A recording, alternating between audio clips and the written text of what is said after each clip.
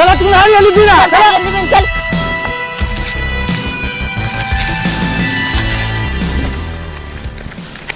एक काम करा दोनों ठौरे अपन अपन मिनिया कुल हमारे मसने लिया ठीक ना।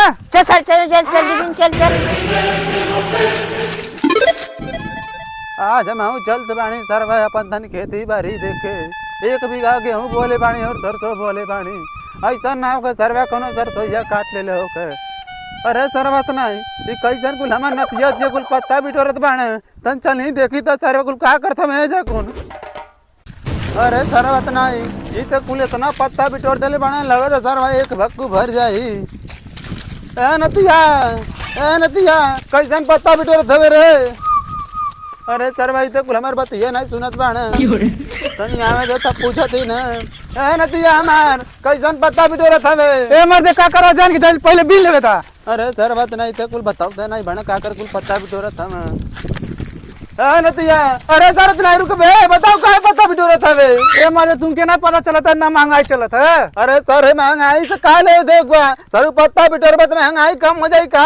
महंगाई ना कम होई लेकिन घर के पैसा जरूर बच जाई। अरे सरवत नहीं 5 रुपया किलो लकड़ी मिलेला 500 सर 1 कुंटल मिले 1 कुंटल पत्ता बिटोर के का करबा। ए मर्दे तुमके पहले ही बता दे तू का करबा जान के। अरे सरवत हमके बतावा हमके पहले ही जाने के बा।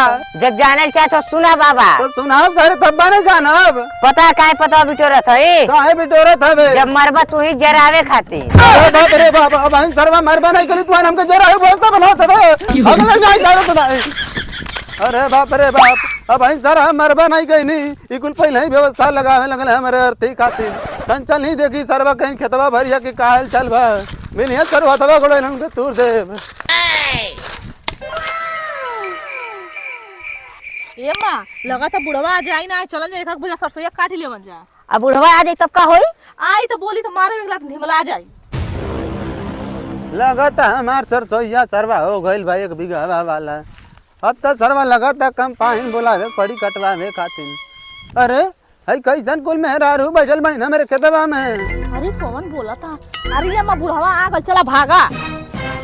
अरे रुक भी अरे रुक का हो? कौने घर के है रे तू कौने घर के है। तू घर जाके क्या करबा। हम घर घर के का करब बताओ तो कौने घर के है तोरे इतना हिम्मत हो गेल हमार सरसों काटे खातिर। बुढ़ा तो सरसों काटा था ही। सरसों नहीं काटे बैठी तो कैसे हसमस वाले कइल बाड़ी। ये बुढ़ा घास काटे खातिर। घास कटे आइल बाड़ी तू हमके तो लगत तू 4 बोझा घर अपन लइकन से पहुंचा भइल बाड़ू आ तू बहाना मारत बाड़ू घास कटे आइल बाड़ी। बुढ़ा तू हमें झूठ फंसाई बा। तो कम झूठ फंसा होती है हसुआ लेके नहीं आइल बाड़ी। अगर बुढ़ा हमें झूठ फंसाउला तू रात भर में कुल सरसों काट के ले चले तू हमार कुछ कोई नहीं पाइबा। अरे बाप तुम के लल्लू पल्लू समझले बाणी का रे आई एक लाठी मारे न ते यहीं बैठ जाइबी। हां तो बुढ़ा हुआ हंसुआ देखा था ना तू खस दे मुड़िया रे तब नीचे आ जाइबा।